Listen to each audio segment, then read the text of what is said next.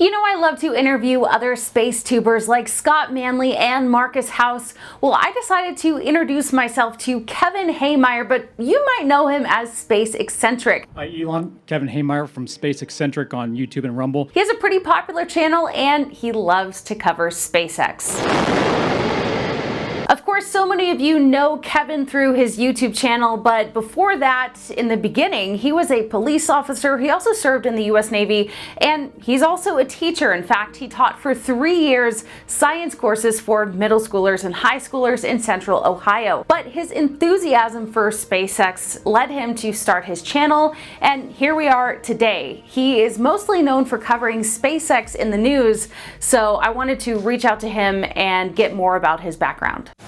You obviously have a great SpaceX following. It's a great community that we're both in. And so just kind of wanted to get some background on how you even got involved in YouTube. So actually my first involvement in YouTube dates back to 2007. That's when I officially uploaded my first video on a different channel. But that was just my way of kind of expressing my creative self while I was preparing to go into the military, keep myself motivated for training. And then it wasn't until a few years later down the road where I started to actually utilize the platform to express myself further and had the time to actually do it while I was a science teacher. Because I was looking for kind of a convenient place to find all my SpaceX news in one spot, and no one at the time was doing anything like that. So I was like, well, screw it, I'll do it. So I started making SpaceX in the news just so people can have that opportunity, like I wanted to just kind of find a fast and convenient method to get all your SpaceX news in one spot. And about a year later, it really took off, and I kind of focused my channel around that now. And so how long have you been doing, the SpaceX channel? 2017 is when I started the channel. Yeah. Okay. And are you full-time now? Yep. Full-time. I went full-time. I stopped teaching, I think, in 2018, 2019. Oh, wow. That's awesome. What were you teaching? Like what grade? I was teaching both high school and middle school, mostly high school though, from grades 7 to 12, every course that you can possibly think of, I was teaching it. So why SpaceX? Why are you so interested? It's a good question. Yeah. So growing up, I was always fascinated by the Apollo era, right? Launching traditional vertical rockets instead of like strapping on a space shuttle. That to me was like a Greyhound bus kind of thing going to space. But then once I saw SpaceX land their first booster in I think it was late 2015, 2016, that's when Elon really caught my attention. And that was about the same time he started going public, talking about what we now call Starship, but then it was called the ITS. And I found that very fascinating. He was also doing Falcon Heavy development. They had yet to launch the first Falcon Heavy.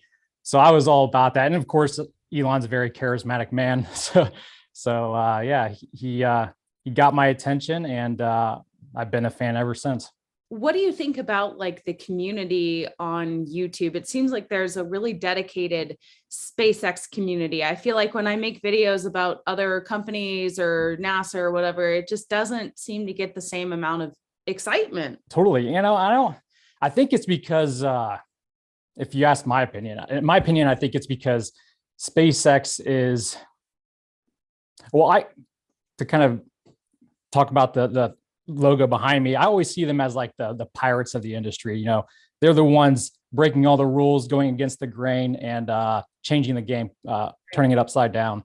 And obviously it paid off for them. It worked out. It worked out in their benefit, and it's inspired other companies to kind of follow in their footsteps. So I think that's why they have garnered the most respect in the space community. That and again, Elon's kind of an interesting guy. Oh yeah, he's great. Yeah.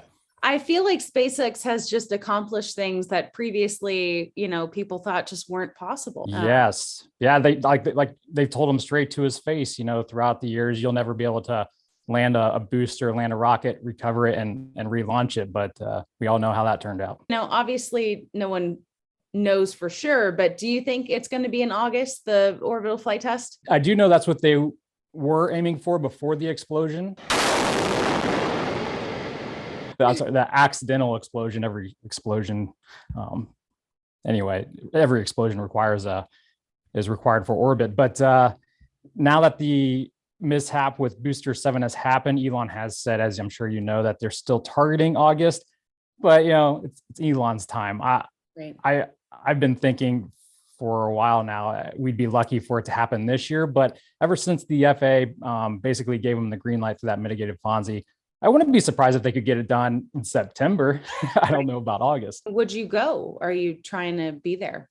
Yes, I am. As you probably know, you're a little bit closer, I think. I have to check my geography, but it's not cheap. It's not cheap going all the way down there with all the logistics. But I don't know about you. I've never seen a rocket launch in person. And there have you. Have you not? Okay, so maybe it's like it's the same thing for you as it is for me. Now we're at the point where I've waited this long. I might as well just wait for something really big to pop my cherry, so to speak. And so I've been waiting for this first fully stacked orbital launch, and I really don't want to miss it. But it's always a gamble when you dedicate your time to plan out a trip down there and just cross your fingers and hope that's when they actually launch it.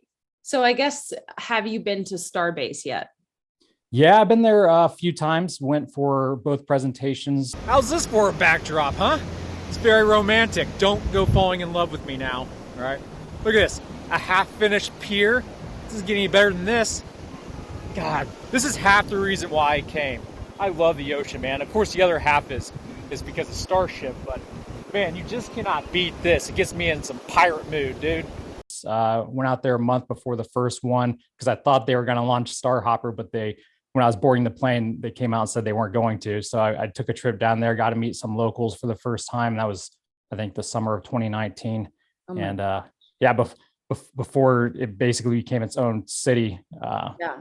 It's always a interesting experience to go down there and see all the latest changes they've done. Everything progresses so fast. Oh yeah, I felt the same thing because I went in September and then February and then May, and it was just different every time, Yes. But it's so cool that it's accessible to you and me. I don't know if you guys have picked up on this, but we're living in a really interesting time of more independent citizen journalists popping on the scene, and all of them have their own flair. Now, one thing that I noticed that was interesting about Kevin's channel in particular is that he's not shy about sharing his opinions. Of course, his channel is mostly about SpaceX and space-related news, but around the time the pandemic started, he told me that he just couldn't stay silent anymore about his beliefs. So Kevin now is pretty outspoken about his political views. This is something completely foreign to me because if I were to do this still working in news, I would most certainly lose my job. And he says, yeah, for a while he did remain neutral, but he decided he couldn't stay silent any longer. He really thinks that there is an intersection between politics and space. I'm curious because I have, 8 years of experience as a TV news reporter. And personally, I was never able to share my opinion on politics and stuff like that. And I think, every YouTuber has their own flair, their own spin. And looking at your channel and your videos, obviously you, aren't shy about sharing your opinion on things. How has that worked out for you? And how did you make that choice to just be your authentic self and not worry about, am I going to lose viewers if I show my political leanings, I guess? Yeah, that's a good question. I kind of have to chalk that up to my paramilitary background. When you're in the military and the police like I was, you kind of push to the side what other people think of you. For some reason, I don't know why the phenomenon exists, but so I mean, if you look at my earlier videos, I didn't invite politics into it, but once COVID hit, I kind of saw the direction our country was heading, and I did perceive it as a threat because whether people want to admit to it or not, politics in space do mix. One relies on the other and one influences the other. So when I started seeing the lockdowns and the mandates happen, I was like, this is not a good direction we're heading, in my opinion. And, ultimately, I believe it was warranted. My warnings were warranted because we saw how that escalated to lockdowns and then eventually forced vaccine mandates for federal employees and subcontractors, which SpaceX is one. Luckily, federal judges have struck that down, so that never became a real issue to deal with. But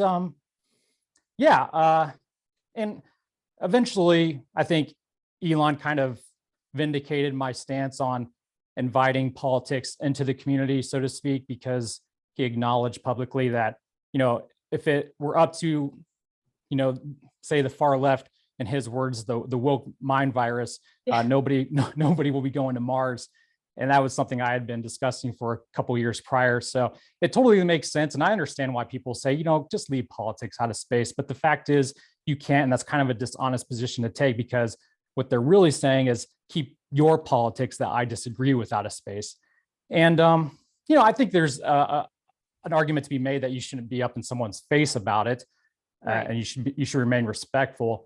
And I never understood why, I would be the bad guy the guy who's, trying to speak out for individual rights. But this is the age we live in. Right.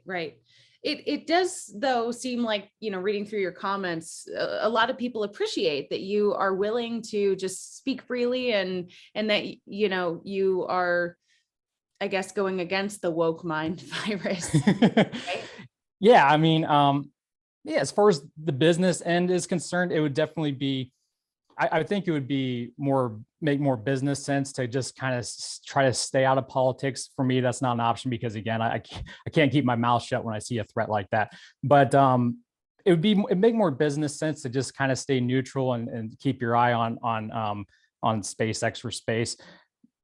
But at about the same time that the lockdowns were happening, stuff like the community had grown, which is a good thing. That's what it's all about, right? That's what SpaceX and Elon has said from the beginning. We need public support, which I totally agree with. That's part of the reason why I started my own channel and focused on SpaceX.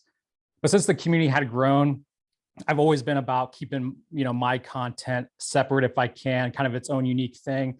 And so I decided to maybe corner a little bit more of that space community market, if you will, and kind of be the guy that won't just, put his head down and accept the narrative of the day, because politics and space are intertwined.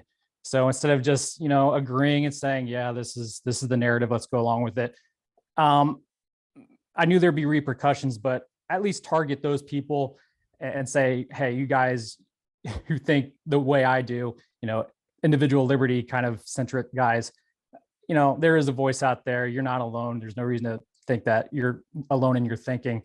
And that's about the time where, big tech started censoring conservatives or libertarians, and Rumble, which is an alternative site to YouTube, started to gather some steam. So I decided to start uploading on there as well, and kind of not only grow my specific audience, but also bring more people who may not normally get involved with space and our endeavors to Mars, bring them in and wake them up and be like, hey, this is what's going on in the science world, because Rumble tends to be more political. Yeah. But if I can bring some of these people in, it just grows our community.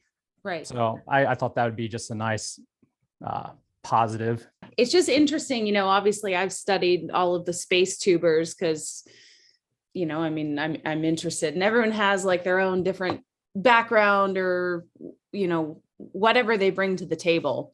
But it's great that we have all these independent kind of personalities that are creating this community and bringing updates to the public that the mainstream media is just not going to provide.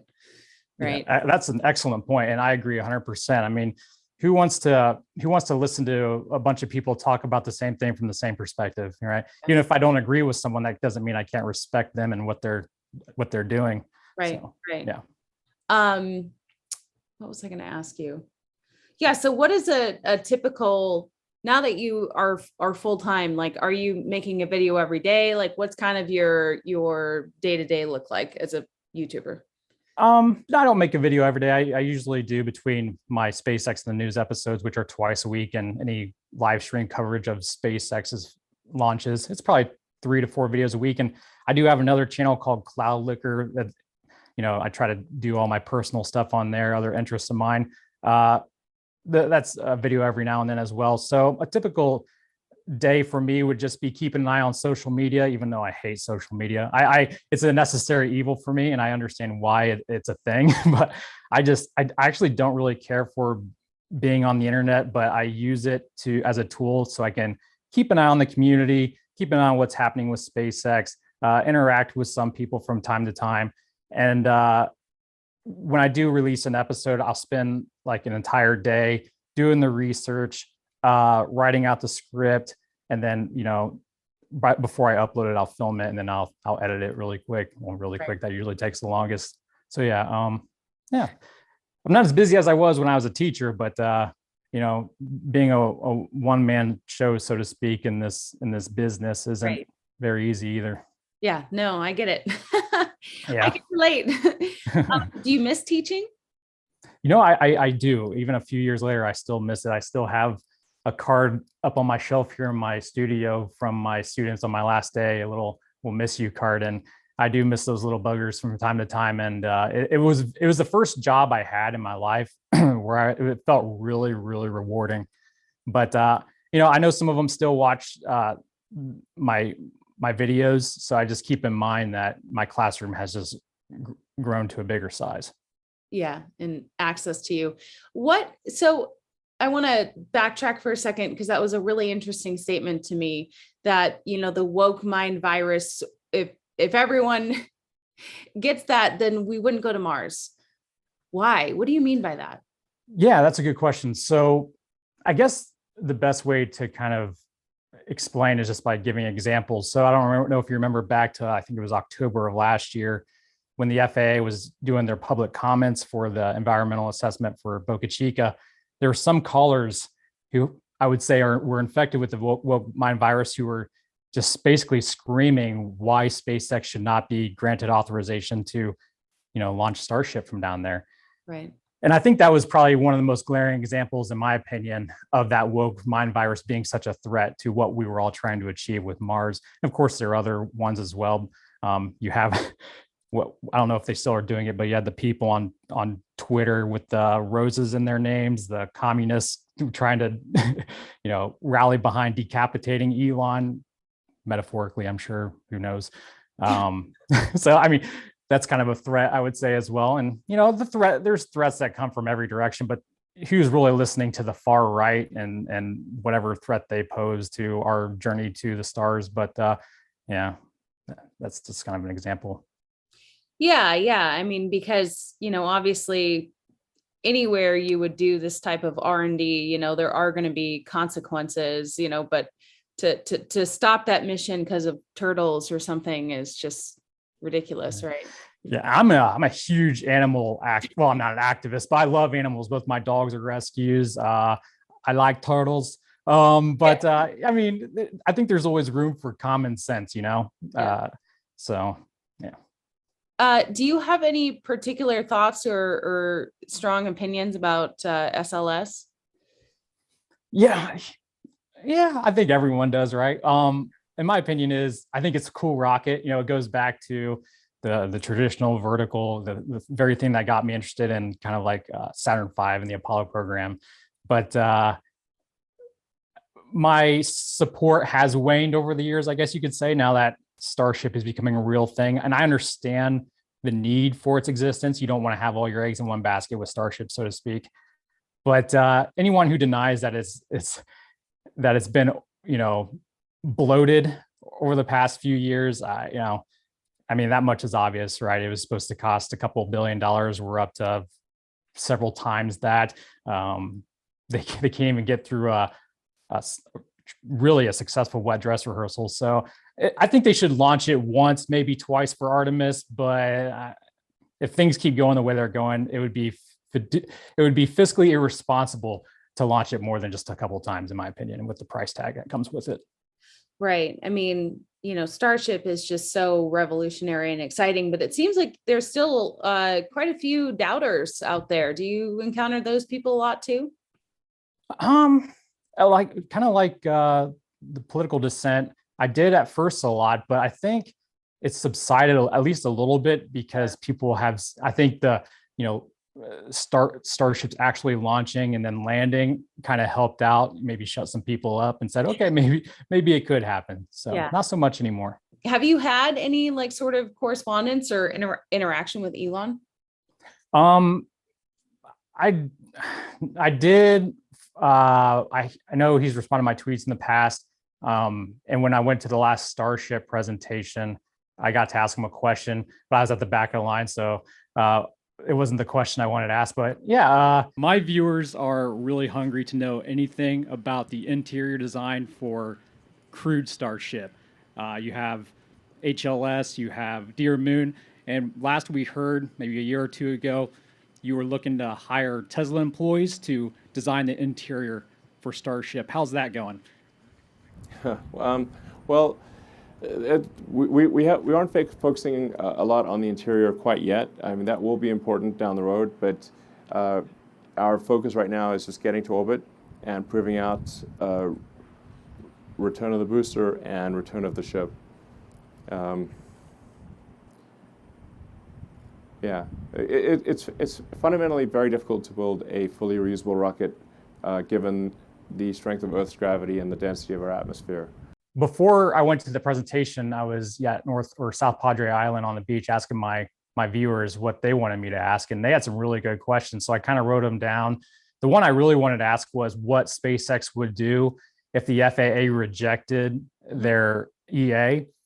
And that was one of the first questions asked by the reporters at the front of the line. So as I was always waiting, and as these reporters got to ask their questions, I was standing in the back of the line, just crossing all these questions I had off. And finally I came to the last one actually on my list. And, I'm glad I got to ask it, because it was one that I had heard from my audience that they really wanted Elon to talk about if there was any news at all about it. And that was, is SpaceX doing anything concerning crew Starship? Like, anything, any details, juicy details we could get on the interior of a crew Starship, or what they've been doing? Because we did hear like a year prior that Elon was hiring some employees for Tesla to like kind of design the interior of their Tesla cars, but also design interiors for Starships.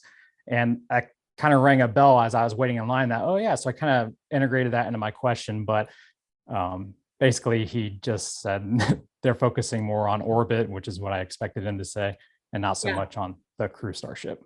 See, now I put the two together because I watched that whole presentation. I do remember that question, and he was just kind of passed it off like, yeah. He did it very eloquently. Like he could have just said, no, we're not doing anything with that yet. But instead he decided to, embarrass me a little less and say, no, we're actually focusing more on this, and this is kind of why. I was like, okay, I appreciate that.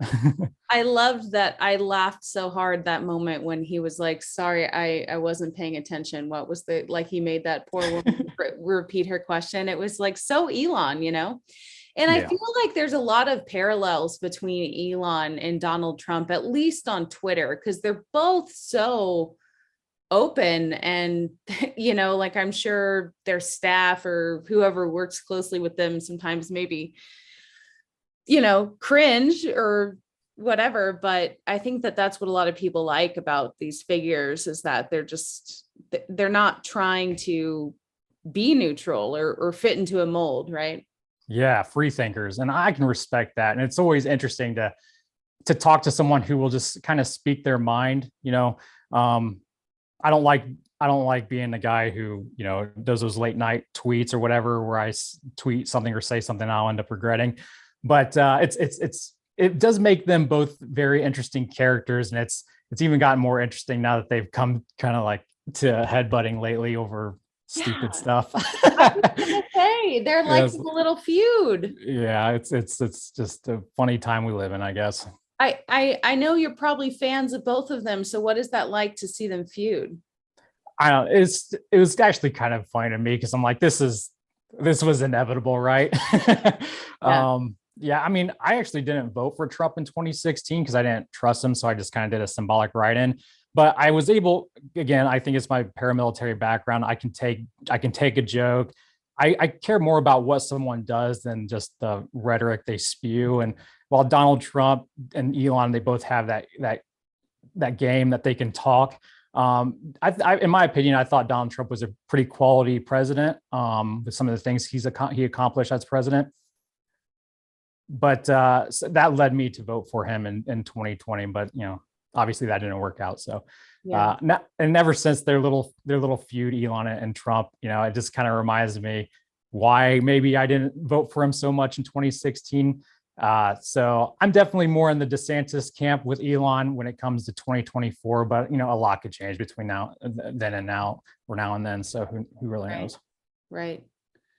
Yeah, we're living in very exciting times. I mean, I'm sure you could say that about pretty much any time in history, but this especially, it's like, oh my gosh, we might go to another planet finally.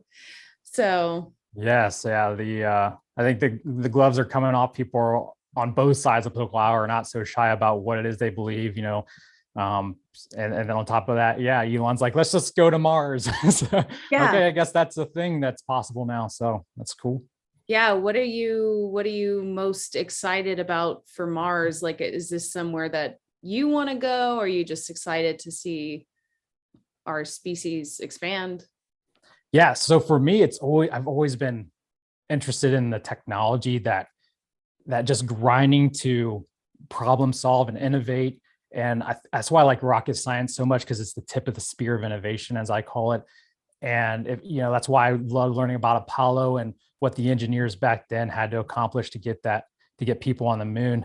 So that's like the most interesting thing for me as far as heading to Mars is concerned, just all the technology we'll be able to get from that endeavor. But it'd also be really cool to be like on that first ship to Mars and be one of the first people on the red planet. And I've always said I would love to go to Mars and stay on Mars for a couple of years, but I would also like a ticket home as well, because I know I would miss, the beach, waterfalls, the snow, and movie theaters. Yeah, there you go.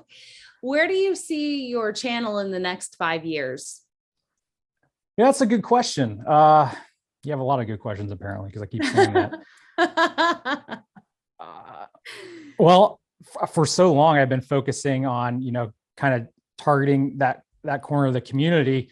I've been living and focusing so much in the present. I haven't really given too much thought, and that's probably not a good thing, to 5 years down the road. Right. Hopefully, I guess when it comes to the future and the near future, most of my attention and focus has been on, how is Starships actually going to Mars going to affect what I do? Maybe someday there's a chance I'll be able to share an experience on a rocket trip, maybe not to Mars, but at least somewhere.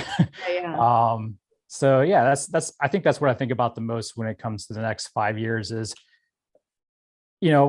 Falcon landings still haven't really become commonplace. It's still exciting to watch one.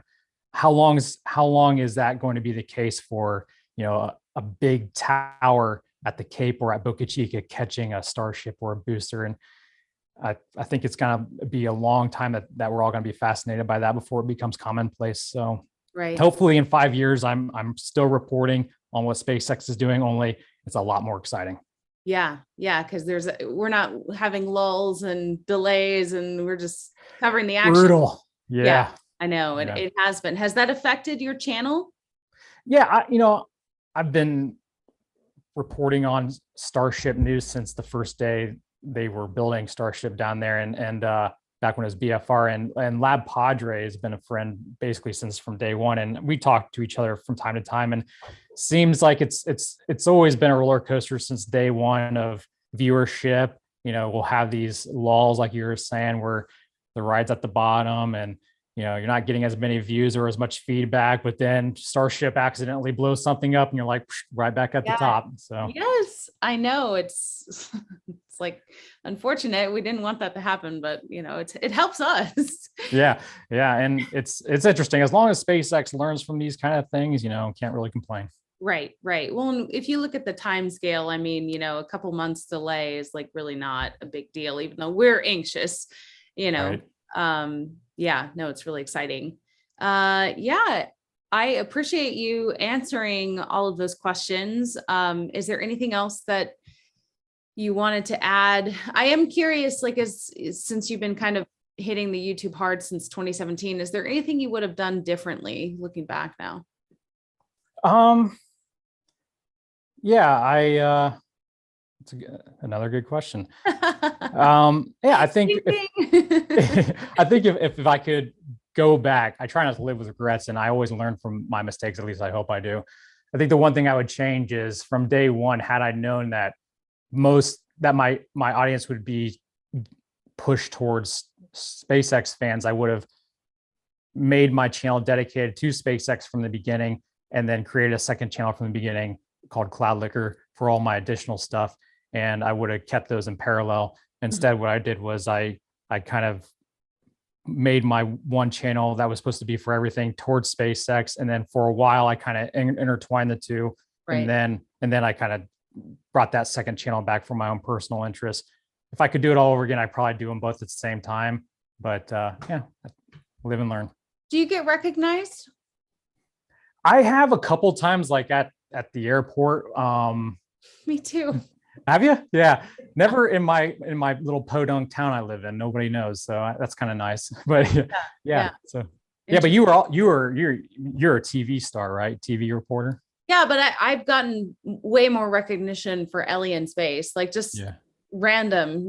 Some guy from Australia recognized me at the Nashville airport. Are you Ellie in space? I was like, what? Nice. Or even at the Tesla convention, like some people wanted me to sign their Teslas, and I'm like, what the? Like, I'm space, wow, and you want me to sign your Tesla? Okay, so that's been pretty cool. Where do you see, because I have obviously my own thoughts about this. I just quit my job in TV news. I think it's a sinking ship. I think, there's a lot of mistrust with the media. I think people are spending their time on YouTube. What do you think about TV news and in the state of, news and media?